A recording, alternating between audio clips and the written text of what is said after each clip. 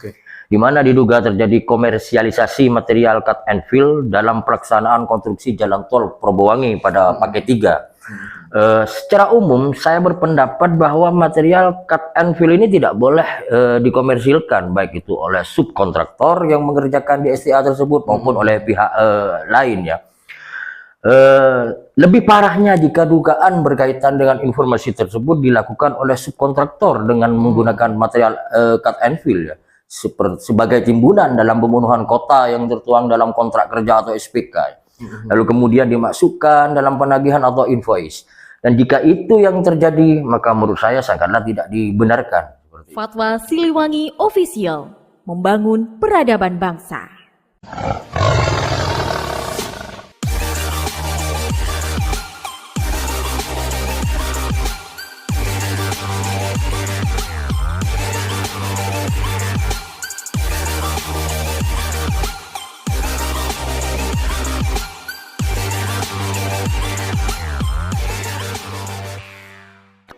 Pembangunan ruas jalan tol Probolinggo hingga Banyuwangi atau Probowangi tahap 1 sudah berjalan kurang lebih 10 bulan. Itu terhitung sejak dilakukannya peletakan batu pertama oleh Menteri PUPR RI Basuki Hadimulyono pada Senin 6 Februari 2023 lalu di Desa Pendil, Kecamatan Banyuanyar, Kabupaten Probolinggo. Seperti kita ketahui bersama, pembangunan jalan tol Probowangi ini terbagi dua tahap. Untuk tahap pertama, menghubungkan Probolinggo hingga Besuki sepanjang 49,68 km. Dan tahap kedua, menghubungkan Besuki hingga Banyuwangi sepanjang 125,72 km. Tidak mudah memang untuk mengimplementasikan cita-cita pemerintah RI dalam membuat sabuk Jawa dari Banten sampai Banyuwangi ini. Beragam problem pun bermunculan, mulai dari pembebasan lahan, pelaksanaan konstruksi, legalitas pertambangan sebagai penyedia material, dan angkutan material. Bahkan terbaru, urusan cut and fill pun hangat menjadi perbincangan masyarakat. Untuk mengupasnya lebih jauh, saat ini kami telah menghadirkan salah satu masyarakat Kabupaten Probolinggo. Beliau juga dikenal sebagai aktivis yang selama ini dikenal getol, menyoroti pelaksanaan pembangunan tol Probowangi, jadi Ketua Laskar Advokasi Siliwangi, Bapak Saiful Bahri.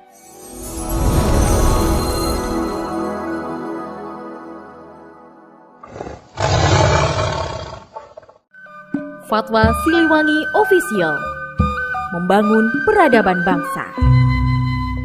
Assalamualaikum warahmatullahi wabarakatuh. Selamat malam pemerhati Fatwa Siliwangi Official. Kembali masih di sudut pandang. Nah, malam hari ini bersama saya Fandi Maulana.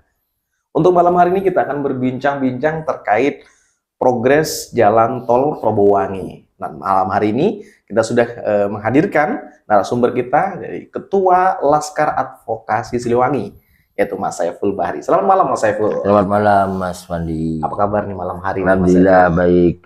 Ya, yang sudah sekian lama kita nggak muncul lagi di YouTube ya, di media sosial. Nah, kita akan membahas terkait masalah progres pembangunan jalan tol. Menurut Mas Saiful nih, bagaimana Anda melihat progres pembangunan tol Probowangi untuk saat ini nih, kira-kira Mas Saiful? Ya, kalau dari hasil pengamatan saya, ya, progresnya cukup baik. Dan bila merujuk kepada rilis dari PT Jasa Marga Probolinggo Banyuwangi atau JPB, terhitung sejak proses konstruksi yang dimulai sejak Februari 2023 lalu hingga awal November 2023, progres proyek jalan tol Gending Besugi berjalan sesuai target, yakni 31% untuk paket 1, 15% untuk paket 2, dan 6% untuk paket 3. Pencapaian progres pengerjaan konstruksi tersebut tentunya perlu kita apresiasi, dan semoga saja pembangunan ruas tol ini selesai sesuai dengan yang ditargetkan, yakni rampung pada tahun 2024 dan berlanjut ke tahap 2, yakni Besuki hingga Banyuwangi. Seperti kita ketahui bersama, jalan tol Probolinggo Banyuwangi ini merupakan ruas pemungkas dari jalan tol Trans Jawa yang sebelumnya sudah tersambung dari Banten Provinsi Jawa Barat hingga Probolinggo Timur Provinsi Jawa Timur. Ya, harapannya dengan bertambahnya ruas tol Probowangi ini semakin melancarkan distribusi orang, barang, dan jasa mulai dari Banten hingga Banyuwangi, serta akan menjadi roda penggerak perekonomian masyarakat. Namun yang tak kalah pentingnya, sebagai masyarakat kami juga berharap agar supaya pelaksanaan pembangunan ruas jalan tol ini tidak sekedar mengejar target atau tenggat waktu pengerjaan konstruksi, tetapi juga harus tetap mengedepankan mutu, kualitas dengan penggunaan material sesuai spesifikasi yang telah ditetapkan. Sebab kita pun tentunya tidak menginginkan timbulnya permasalahan hukum di kemudian hari. Ya, kita sebut saja kasus hukum dalam proyek pembangunan jalan tol Jakarta Cikampek atau Jalan Layang Syekh Muhammad bin Said atau MBZ, di mana Kejaksaan Agung menemukan perubahan spesifikasi material dalam pembangunan tol tersebut. Dari rangka beton diganti dengan rangka baja, dan Kejaksaan Agung telah menetapkan 4 tersangka dalam perkara korupsi tersebut. Seperti itu. Melihat dari beragam permasalahan yang terjadi nih Mas Saiful ya, kami mengamati juga pernyataan Anda di salah satu media online terkait cut and fill atau yang kita kenal dengan sebutan cut and fill. Bisa diceritakan nih permasalahannya kira-kira? Ya, sebelum kita masuk kepada substansi permasalahannya ya, alangkah baiknya kita kenali dulu apa itu cut and fill ya. Dalam persiapan lahan untuk konstruksi seperti jalan, proses cut and fill ini sangatlah penting guna menggali dan menimbun. Sebab cut and fill ini sendiri merupakan proses pengerjaan di mana sejumlah material baik tanah maupun bebatuan yang diambil dari tempat tertentu kemudian dipindahkan ke tempat lain agar tercipta elevasi yang diinginkan. Proses cut and fill ini bertujuan untuk menjadikan permukaan tanah menjadi lebih rata sehingga mempermudah pengerjaan pembangunan yang akan dilakukan di tempat tersebut. Perbedaan pengerjaan tanah biasa dengan cut and fill adalah proses gali dan uruk. Pada cut and fill ini berada di lokasi yang sama ya, yang menjadi target pengerjaan. Nah, berkaitan dengan pernyataan saya di salah satu media massa itu berawal dari adanya informasi yang beredar di tengah masyarakat termasuk wartawan ya. Di mana diduga terjadi komersialisasi material cut and fill dalam pelaksanaan konstruksi jalan tol Probowangi pada paket 3. Secara umum saya berpendapat bahwa material cut and fill ini tidak boleh dikomersilkan, baik itu oleh subkontraktor yang mengerjakan di STA tersebut maupun oleh pihak lain ya. Lebih parahnya jika dugaan berkaitan dengan informasi tersebut dilakukan oleh subkontraktor dengan menggunakan material cut and fill ya, sebagai timbunan dalam pembunuhan kota yang tertuang dalam kontrak kerja atau SPK. Lalu kemudian dimasukkan dalam penagihan atau invoice.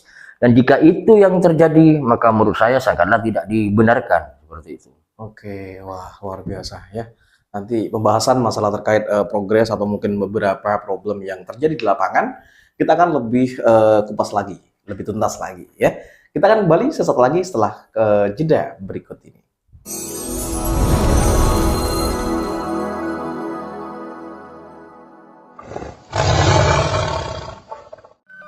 Fatwa Siliwangi Official, membangun peradaban bangsa.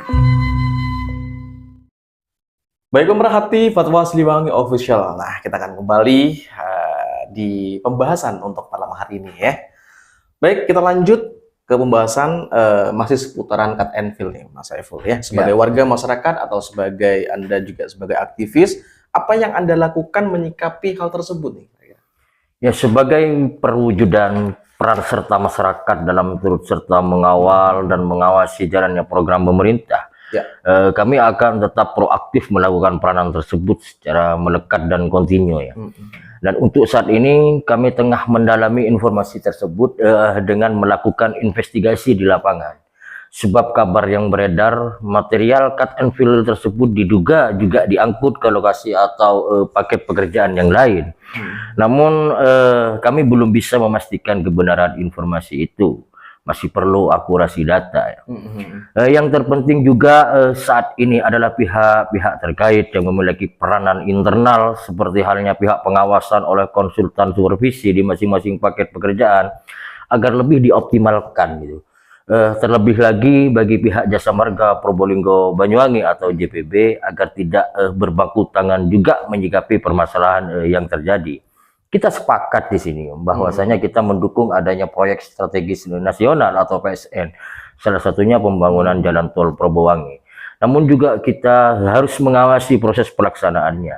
Ya, jangan sampai terjadi praktik-praktik kotor yang berimpak kepada permasalahan hukum seperti itu. Nah, dari fenomena yang ada nih, dari beragam problematika yang terjadi, apakah Anda sepakat pembangunan tol Purbawangi ini berlanjut ke tahap kedua? Ya, kalau untuk itu saya sih sepakat, sebab saya sendiri termasuk pengguna atau yang sering menggunakan jalur tol ketika bepergian keluar kota ya. Dan itu sangat membantu saya dalam memangkas waktu tempuh di saat bepergian. Ketika berbicara jalur transportasi, menurut saya langkah strategis untuk menghindari kemacetan yaitu jalan tol. Ya. Dan itu pengalaman atau sesuatu yang saya rasakan pribadi ya. Namun tentunya asas manfaat umum juga ada dalam membantu pengembangan aktivitas usaha dan lainnya. Ada informasi terbaru berkaitan dengan pembangunan tol Purbawangi di mana PT Jasa Marga Persero Tbk atau JSMR mendapatkan kucuran kredit sindikasi mencapai 7,39 triliun yang akan digunakan untuk konstruksi tol Purbawangi. Mengutip dari informasi yang dibagikan JSMR tersebut, perjanjian kredit sindikasi tersebut ditandatangani di Jakarta pada 21 November 2023 oleh Direktur Utama PT Jasa Marga Probolinggo Banyuwangi dengan para kreditur sindikasi 6 perbankan. Ya, semoga saja dengan dukungan finansial tersebut dapat merampukan proses konstruksi jalan tol Probolinggo Banyuwangi sesuai dengan target, secara tepat waktu, tepat mutu, dan tepat biaya sesuai dengan rencana, serta senantiasa menerapkan prinsip-prinsip tata kelola perusahaan yang baik. Oke, nah sebagai warga Probolinggo, sebagai aktivis nih, terakhir, mungkin closing statement nih dari Mas Saiful sendiri berkaitan dengan pembangunan tol Purbawangi ke depannya. Ya, kembali lagi ya, sebagai warga masyarakat tentunya kami berharap khususnya kepada pihak Jasa Marga sebagai user agar supaya mampu menyukseskan pembangunan tol ini guna mewujudkan konektivitas jalan tol Trans Jawa di sisi timur Pulau Jawa sebagai bagian dari pembangunan infrastruktur yang berkelanjutan. Dengan begitu, cita-cita pemerintah di bawah kepemimpinan Presiden RI Bapak Joko Widodo untuk membuat sabuk Jawa bisa terrealisasi. Semoga. Dan kami sebagai warga masyarakat akan terus proaktif mengawal jalannya proyek strategi nasional ini agar terhindar dari praktek dan modus curang korupsi pembangunan tol yang menelan biaya fantastis ini. Oke, baik, terima kasih banyak Mas Saiful ya. Pembahasan terkait masalah problematika, terkait progres jalan tol Purbawangi. Nah, mudah-mudahan apapun itu segera diselesaikan sesuai dengan tahapan atau mungkin sesuai dengan keinginan kita semua ya di akhir 2024 selesai gitu aja ya. Baik, pemerhati Fatwa Siliwangi Official, kita akan kembali di podcast selanjutnya bersama saya Fandi Maulana. Terima kasih, sampai jumpa.